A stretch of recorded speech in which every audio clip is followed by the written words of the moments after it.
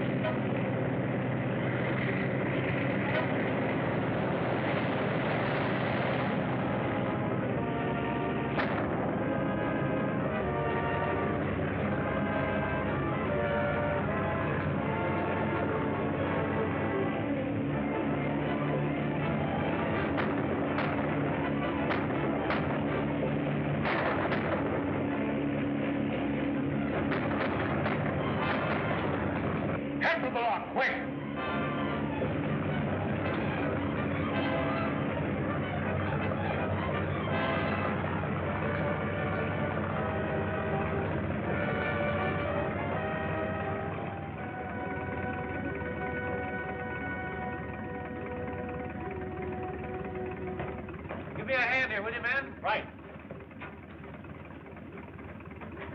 Take it easy.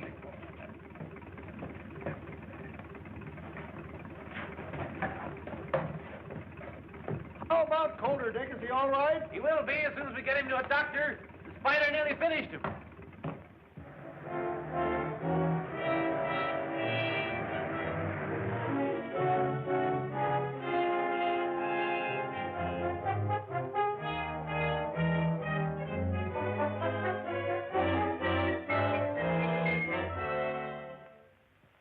Bring them in my office, Carter.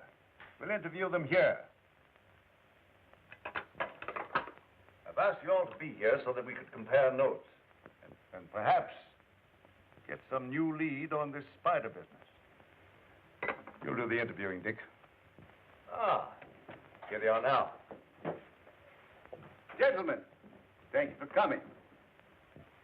I want you to meet Dick Tracy. How do you do? Joe Crane is my name. I'm mighty pleased to meet you. Gee, Dick Tracy. My name's Perry. Say, I've heard an awful lot about you. How do you do, Perry? This is Bill Moffat, Dick. He works for the telephone company. Well, I'm glad to know you, Bill. How do you do? Mr. Tracy has a few questions he'd like to ask you. Gentlemen, these are all assistants of mine. You may speak freely in front of them. Please be seated.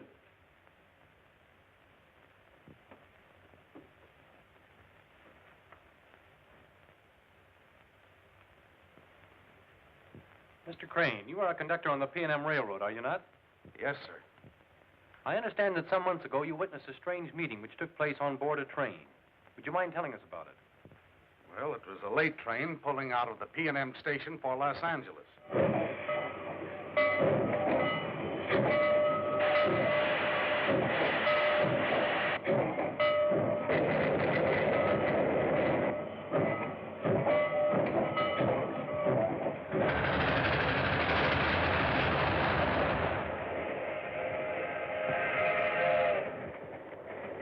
Any of you see him when you got on? Perhaps the rest of you know why you're here. Perhaps you're afraid of him. Well, I'm not, nor do I consider him useful to me. We understand each other. We're organized. What good is he to us? Maybe he will have something to say about that when he comes. Suppose he does. He's not here. And what if he were? Are we sheep that we follow him blindly? Man isn't human. Nah. I don't think he's on the train.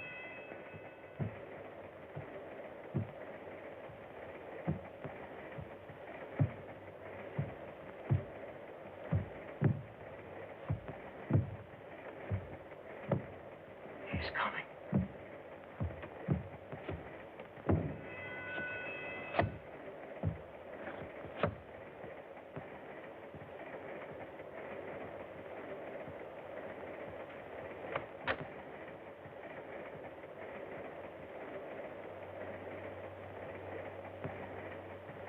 Well, gentlemen,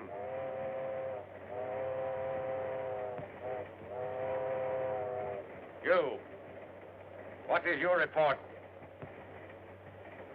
Fine. Yeah, everything fine. Patrono. Fine, Chief, fine. Everything's okay. My affairs are in excellent shape. You wish to hear what I have to say? Then listen. I'm through with you. The rest might be yellow and lick your boots, but not me, not me. I'm not afraid of you, nor of anything you can do.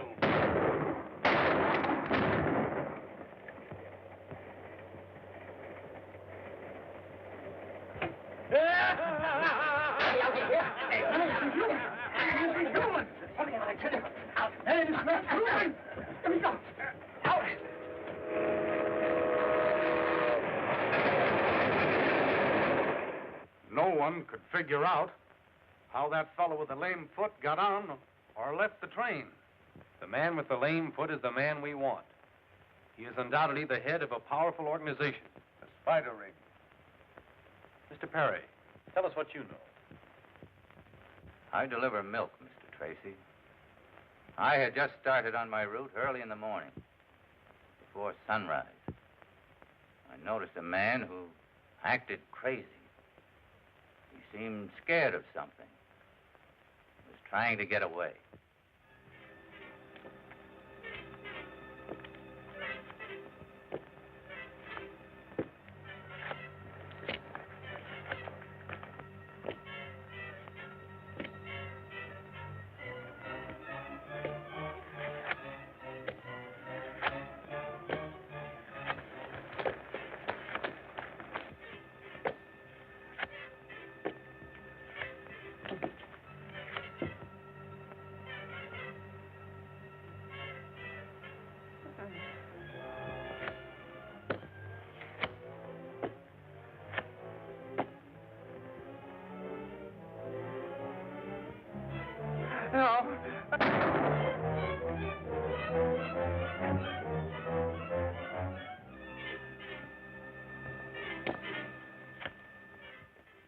I immediately phoned the police. But the man was dead. That spider mark had actually burned into his skin.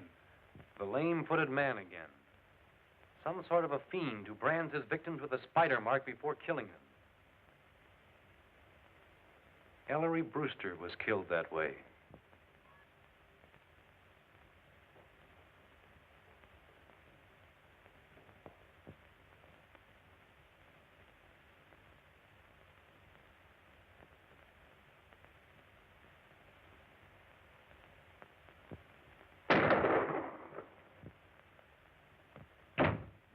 There was one victim they didn't quite kill. Steve, remember Death Valley Johnny? Steve and I suspected the spider ring was after Johnny. You have a gentleman registered here by the name of Death Valley Johnny. I should say we have. He's right over there in the midst of all those reporters. You can't miss him. Wait a minute, boys. Will you have a cigar? Why, certainly. Will we have a cigar? You're a great guy, Johnny. Will I give you the headlines, or will I give you the headlines? That's all right. Fill out, Barnett. Say, don't forget to print the best one. Hello, boys. Have a cigar. No, thanks. I don't use them. You? No, thanks. I smoke a cigarette. Oh, cigarettes, eh? Well, sit down and let's have a powwow. No, we don't mind if we do. Don't mind if I smoke. No, go right ahead. Help yourself. All right. What newspaper are you boys from? We're not from any newspaper. I'm Dick Tracy, Federal Bureau of Investigation.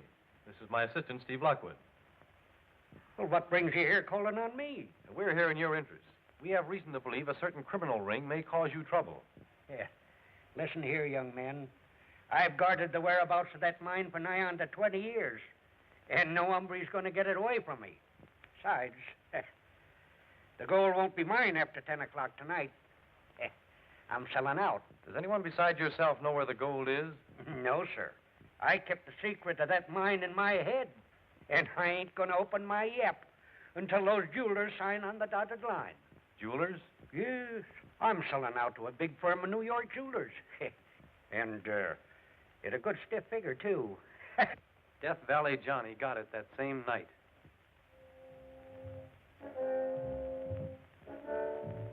Now, sir, I suppose you won't mind disclosing the whereabouts of your hidden mine. I suppose the specimen gold is kept there. Yep. I'll draw you a map. Here you are. I thank you. Ain't no trick in finding it once you get on the right track. There. That ought to be plain and simple like. That will be fine. Mr. Nolan, I'd like to see that map if you don't mind. I must say your actions are most peculiar. I'm sorry. Give us that paper.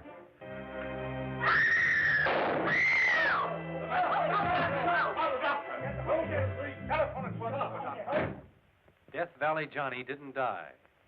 I guess he was too healthy and tough for the spider ring. The thing which ties these crimes together is the spider mark. And the walk of the man with the lame foot.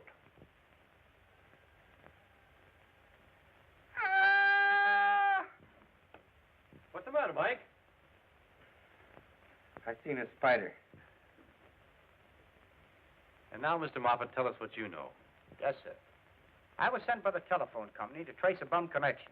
I traced it down to a kind of a spooky-looking place away out of town. It was night. Something queer was going on around there, so I stuck around to get a load of what was happening.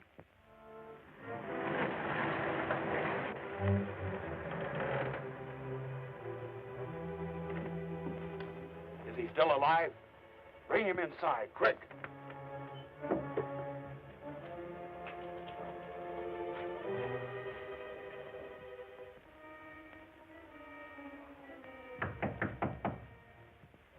Come.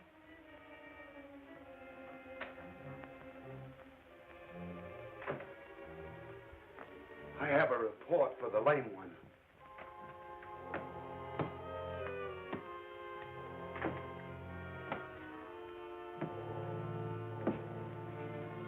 What is it, Burke? We brought Gordon Tracy here. Send Tracy into me. He's hurt, dying. We have to chase him, and he ran his car over a bank. Can you do anything about it, Moloch? If he's not too far gone, I might do more than you can imagine.